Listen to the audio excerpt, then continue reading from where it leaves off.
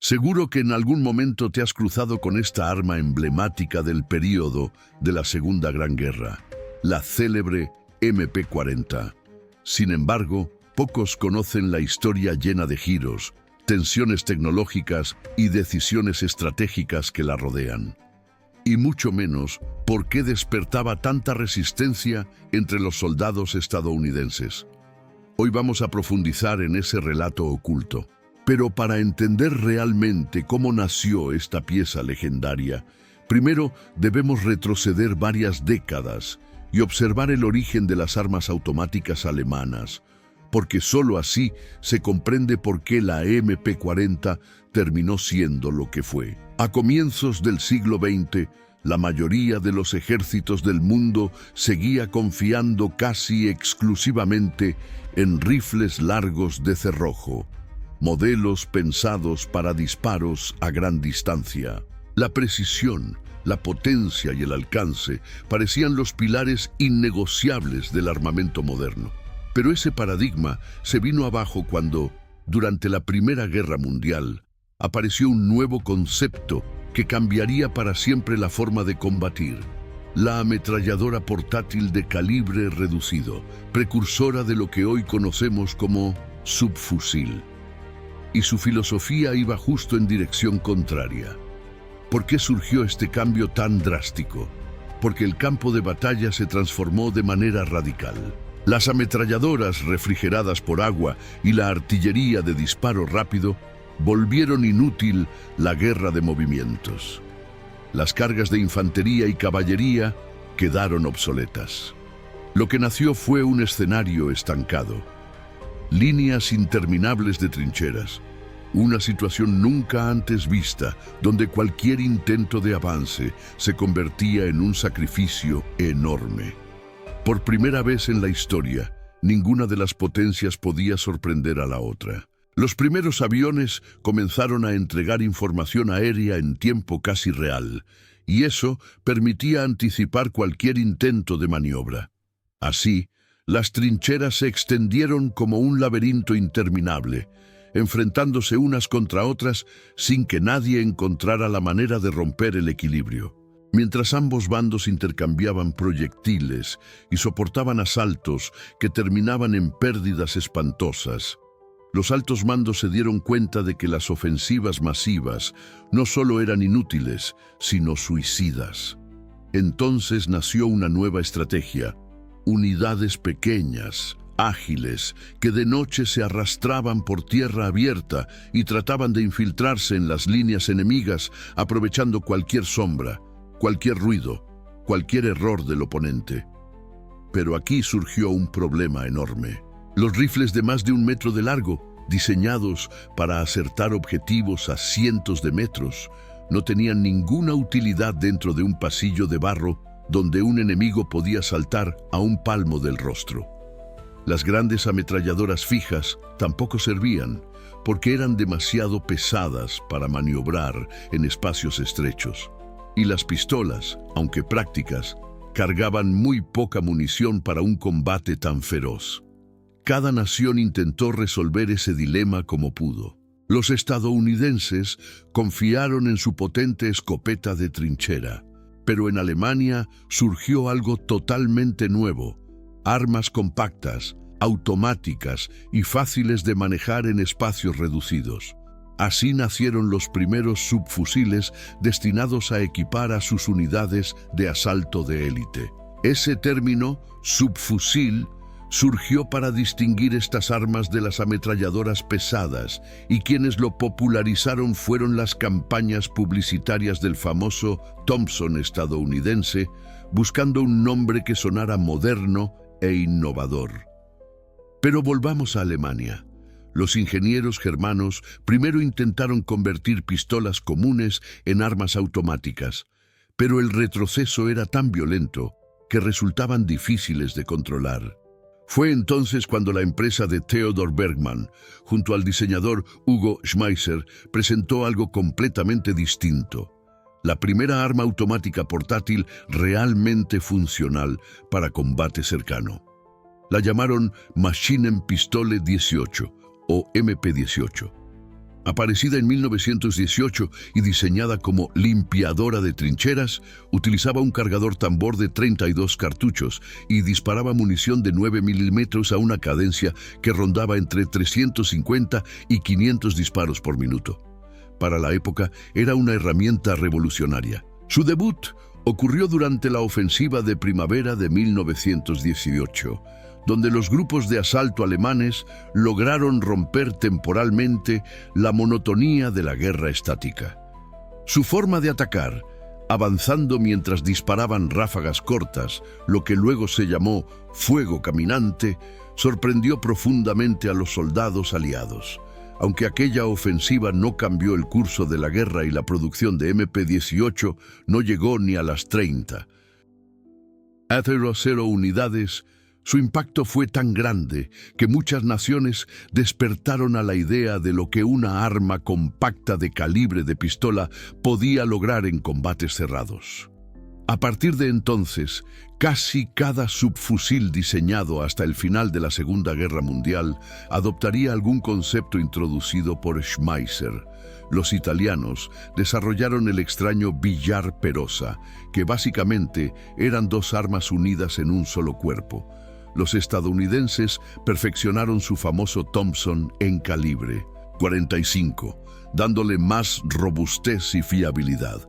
Y aunque el conflicto terminó, Alemania no dejó de avanzar en este tipo de armamento. A pesar de las restricciones impuestas por el Tratado de Versalles, la industria alemana siguió perfeccionando sus diseños en secreto. La MP-28 reemplazó el cargador de tambor por uno recto y más simple, lo que redujo fallos y mejoró la rapidez de recarga. Los ingenieros alemanes estaban convencidos de que un nuevo conflicto internacional era cuestión de tiempo, así que cada progreso contaba. Cuando estalló la Guerra Civil Española, vieron la oportunidad perfecta para poner a prueba sus ideas. Allí comprobaron una vez más que estas armas eran extremadamente útiles en combates urbanos, donde cada esquina podía convertirse en un enfrentamiento a pocos metros de distancia. Esa experiencia confirmó sus sospechas. Incluso si la próxima guerra era más rápida y no estancada en trincheras, los subfusiles seguirían siendo esenciales. Por eso, en 1938, el ejército alemán lanzó un nuevo requerimiento técnico para desarrollar una ametralladora portátil más moderna, más ergonómica y más apta para producción masiva. Y fue el diseñador Heinrich Vollmer quien respondió con un modelo que marcaría un antes y un después, la MP-38, especialmente creada para las fuerzas alemanas. Los Etro 4.20. Unlike earlier wooden stock designs, this one was quite futuristic. The first one with no wood at all and with a folding stock. This made it compact when the fighting was really close and you wanted, for example, to clear a house or to make it handier for crews of armored vehicles. The receiver was machined steel, while the foregrip and pistol grip were made of bakelite, which was an early form of plastic. Aunque a primera vista este subfusil tenía un aspecto moderno y casi elegante, ese diseño escondía un inconveniente evidente. Los materiales metálicos utilizados en el cuerpo y el guardamanos acumulaban calor de manera mucho más rápida que la madera tradicional. Por esa razón, en innumerables fotografías de la Segunda Guerra Mundial es común ver a los soldados usando guantes gruesos al manipularlo. Muchos aprendieron por experiencia amarga que después de unas cuantas tandas de disparos, el arma se convertía en un verdadero horno al tacto. Con el tiempo, apareció incluso una variante menos común, conocida como MP-41, que recuperaba una culata de madera para mejorar el manejo y reducir el sobrecalentamiento. El ingeniero Vollmer también decidió colocar la palanca de acerrojamiento en el lado izquierdo, pensando en la comodidad del combatiente.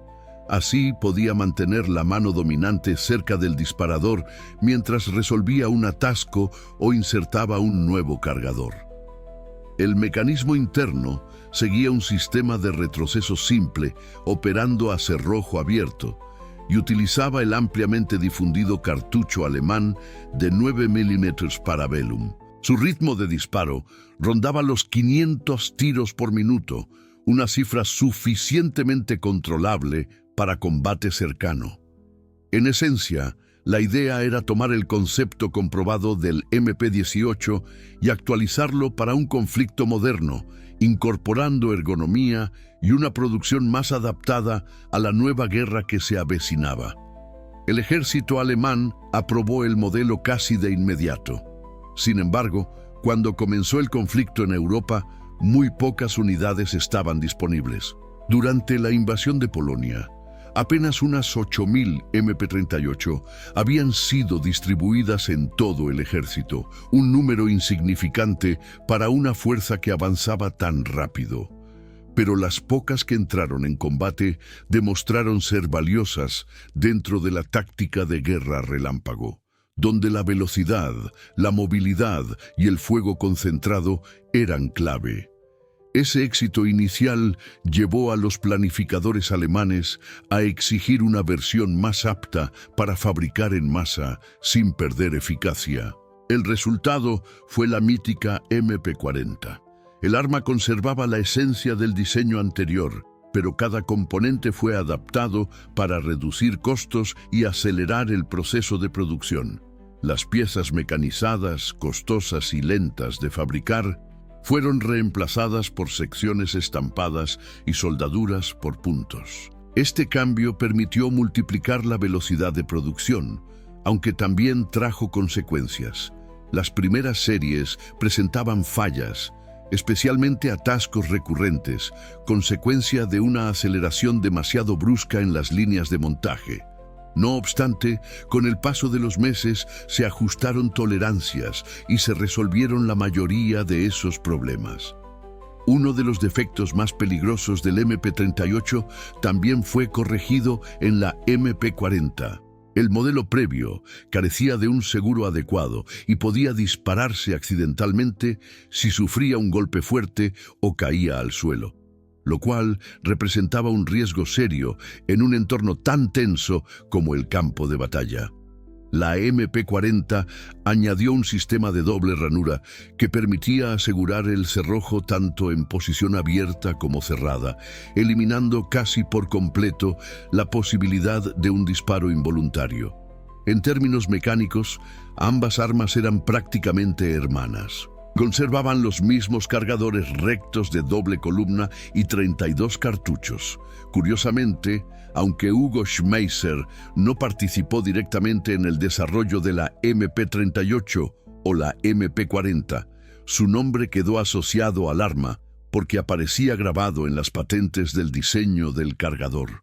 Por eso, muchos soldados, especialmente los de otras naciones, comenzaron a llamar Schmeisser al subfusil, creando una confusión que perdura hasta hoy. La producción se disparó. El costo se redujo a unos 57 marcos de la época, equivalente a alrededor de $1.200 actuales, una cifra que todavía la convertía en un arma relativamente costosa. Aún así, Alemania fabricó más de 1 millón de unidades, convirtiéndola en la segunda arma automática más producida del país durante el conflicto, solo por detrás de la MG-34. Para ponerlo en perspectiva, Alemania fabricó más de 14 millones de rifles Kar-98K. La diferencia es abismal. Sin embargo, comparada con el famoso Thompson estadounidense, que ajustado a la actualidad superaba los $2.000 por unidad, la MP-40 resultaba considerablemente más accesible. Este contraste llevó a Estados Unidos a desarrollar su propio subfusil económico, el M3, apodado Grease Gun. Tomó inspiración directa de ciertos aspectos de la MP-40, pero lo simplificó al extremo para el calibre .45 ACP, reduciendo su precio hasta unos $300 actuales. El Reino Unido hizo algo similar con su Sten, un arma cuya producción era tan barata que podía fabricarse por la mitad del costo de un M3. Los soviéticos también adoptaron esa filosofía con su PPSH, un modelo masivo, simple y extremadamente resistente. Más adelante veremos por qué estas comparaciones son importantes para entender la mala reputación que la MP-40 obtenía entre muchos soldados. Es relevante aclarar que la MP-40 no fue diseñada para reemplazar a los rifles como arma estándar. Más bien, estaba destinada a roles específicos. Durante los primeros años del conflicto, la mayoría de los soldados comunes no la recibía. Estaba reservada para líderes de escuadra, unidades de choque y tripulaciones de blindados, ya que dentro de un vehículo era imposible maniobrar con un rifle de tamaño completo. La estructura de una escuadra alemana giraba alrededor de la ametralladora, generalmente una MG-34 o MG-42.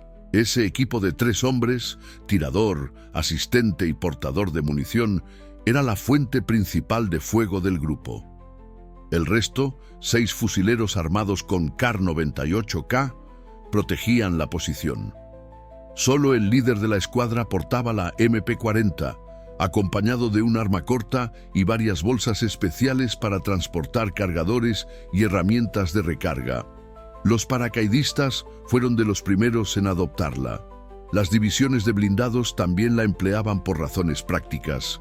Pero todo cambió drásticamente cuando Alemania se enfrentó al Ejército Rojo en el frente oriental, especialmente durante los combates urbanos más brutales de la guerra, como en Stalingrado. En los edificios destruidos, las calles estrechas y los ataques sorpresa a pocos metros de distancia, los alemanes redescubrieron la importancia de un arma automática de corto alcance. Y allí se toparon con una realidad incómoda. Las tropas soviéticas estaban ampliamente equipadas con el PPSH, un subfusil simple pero extraordinariamente resistente, con una cadencia de fuego monstruosa y una producción que superaba por 6-1 la de la MP-40. Su diseño menos refinado era justamente su gran ventaja: barato, fácil de producir, con cargadores de alta capacidad y un desempeño superior en combate urbano.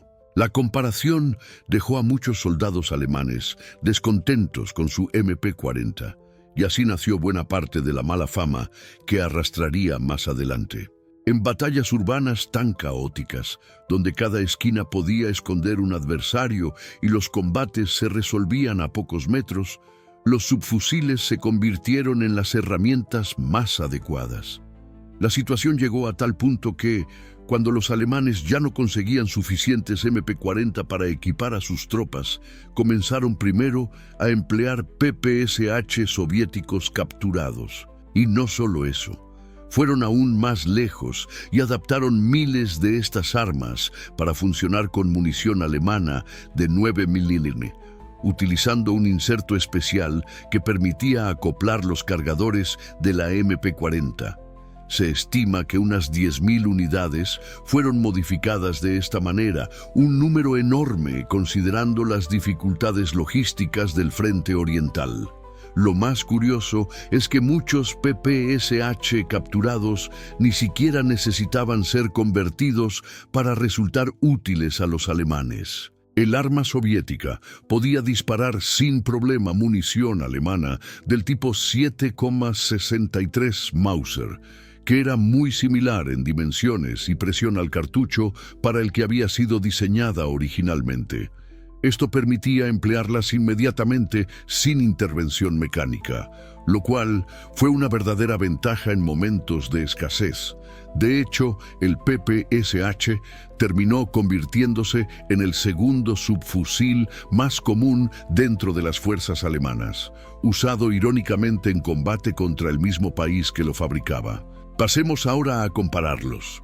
El PPSH-41, diseñado para disparar cartuchos de 7,62 mm de alta velocidad, alcanzaba una cadencia extrema que podía superar los 1.200 disparos por minuto.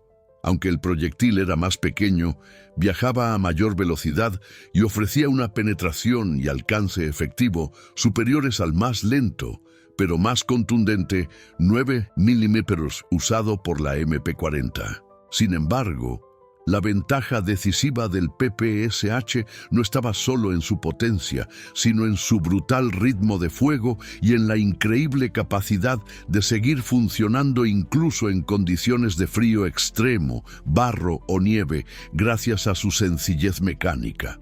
En un combate cerrado, un soldado podía irrumpir en una habitación y vaciar gran parte del cargador en cuestión de segundos, saturando completamente el espacio. La MP-40, con una cadencia mucho más moderada, no tenía la misma capacidad de llenar una zona con disparos en tan poco tiempo. Eso sí, la MP-40 compensaba con un control muy superior. Era más estable, más precisa en ráfagas prolongadas y permitía mantener el arma apuntada sin que se desviara demasiado del objetivo. Además, gastaba menos munición, algo que siempre era importante. Aunque en el combate urbano lo que la mayoría deseaba era volumen puro de fuego y la menor probabilidad posible de que el arma se bloqueara. La MP-40 pesaba cerca de 4 kilos descargada, lo cual era bastante elevado para un arma de este tipo. Ese peso adicional ayudaba a controlar el retroceso, pero seguía siendo una desventaja en largas marchas o en operaciones rápidas. Su alcance efectivo estaba limitado a unos 100 metros, pues seguía siendo un arma alimentada por cartuchos de pistola. Su culata plegable, uno de sus elementos más distintivos, empezó a aflojarse con el tiempo en muchas unidades, lo que hacía aún más difícil aspirar a disparos precisos a distancia. Entonces, los alemanes incluso intentaron contrarrestar la enorme capacidad de los cargadores de tambor soviéticos con una versión experimental llamada MP-40-1, que incorporaba 2 cargadores montados en paralelo para reducir el tiempo de recarga. El concepto funcionaba en teoría, pero en la práctica resultó engorroso, pesado y poco confiable, por lo que solo se produjeron unos pocos cientos. Muchos soldados en el frente optaron por una solución menos sofisticada: unir 2 cargadores con cinta o correas para acelerar el cambio, imitando una técnica que luego se volvería famosa en diversas guerras. Pero el verdadero talón de Aquiles de la MP-40 no era su cadencia, ni su culata, ni su peso. Era su cargador y su sistema de alimentación. El diseño utilizaba un cargador de doble columna que se estrechaba al final para presentar una sola fila de cartuchos. Esto hacía que las balas, almacenadas lado a lado, se alinearan en una única columna antes de entrar en la recámara.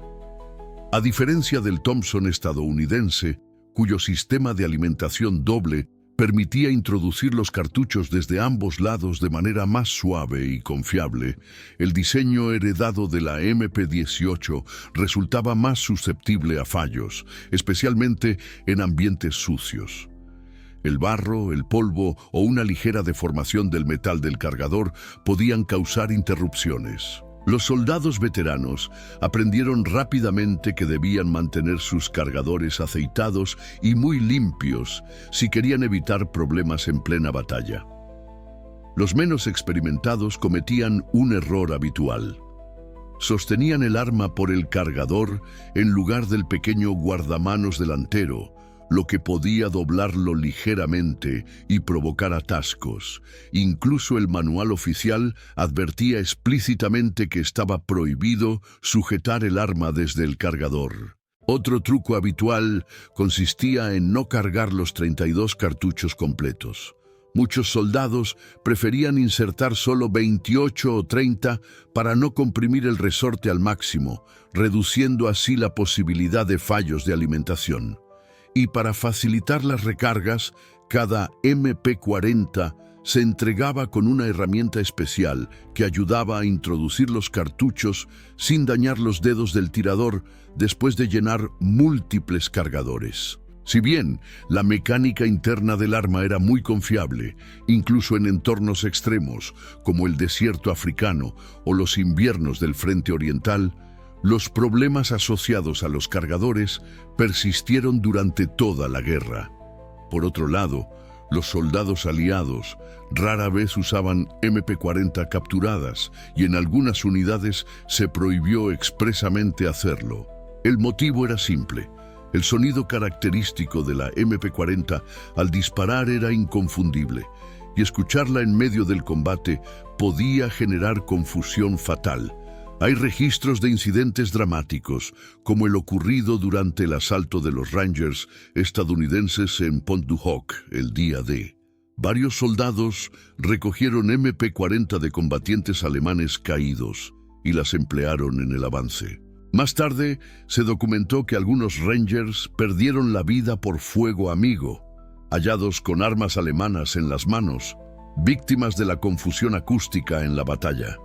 A partir de ese momento, muchos soldados comprendieron el peligro real de usar armas capturadas y evitaron hacerlo a menos que fuera absolutamente necesario. En los combates, donde los soldados necesitaban neutralizar a un enemigo con rapidez y a muy corta distancia, muchos militares de Estados Unidos preferían la contundencia del cartucho Tu-45 ACP que alimentaba a sus Thompsons y a las M3 Grease Guns. A pesar de que ese calibre no alcanzaba la misma distancia efectiva que otras municiones europeas, su impacto cercano era tan fuerte que transmitía más confianza a las tropas que el 9 mm utilizado por varias armas del periodo. La M3, por ejemplo, era tan sencilla que literalmente parecía una herramienta de mantenimiento capaz de disparar. Su diseño era tan básico que evidenciaba la intención estadounidense de producir algo barato, funcional y fácil de mantener en el campo, sin adornos ni mecanismos sofisticados. A diferencia de las armas alemanas, famosas por su ergonomía elaborada y sus piezas cuidadosamente mecanizadas, la M3 ni siquiera contaba con una palanca de amartillado tradicional. Para ponerla en funcionamiento, el operador debía introducir el dedo en una ranura del cerrojo y tirar hacia atrás. Un detalle que deja claro lo improvisado que podía ser el diseño. Su seguro no era más que un pestillo elemental y la culata estaba formada por dos varillas metálicas dobladas, algo que reducía el peso y aceleraba la producción, pero que también hacía evidente la prioridad estadounidense: simplicidad absoluta. Los británicos llevaron esa idea aún más lejos con la Sten, una de las armas más baratas y rápidas de fabricar de toda la guerra. También disparaba 9 mm igual que muchas armas alemanas, y aunque era rudimentaria, cumplía su función en un momento en el que la velocidad de fabricación era casi tan importante como la calidad del arma en sí. Su diseño, formado prácticamente por tubos de acero soldados, permitió que miles de unidades fueran entregadas a las tropas y a movimientos de resistencia europeos con una rapidez sin precedentes. Mientras tanto, Alemania trataba de equilibrar tradición y modernidad. Su doctrina seguía favoreciendo rifles de gran potencia, capaces de disparar a largas distancias, pero al mismo tiempo reconocían que la realidad del combate moderno requería armas con más capacidad y una cadencia superior, como las subfusiles. El problema era evidente. Las armas de cartucho de pistola tenían un alcance limitado, mientras que los rifles convencionales eran demasiado poderosos para un combate que rara vez se desarrollaba más allá de los 300 metros. Esto llevó a los ingenieros alemanes a buscar un tipo de munición intermedia, lo suficientemente fuerte para conservar energía a media distancia, pero no tan descontrolada como los cartuchos de fusil tradicionales. Esa búsqueda terminó dando forma a un concepto revolucionario, un arma capaz de disparar de manera continua en espacios cerrados, pero también efectiva a distancias mayores. Así nació el Sturmgewehr, equipado con un cartucho de 7,92-33 mm, que combinaba potencia moderada, retroceso manejable y una versatilidad nunca antes vista.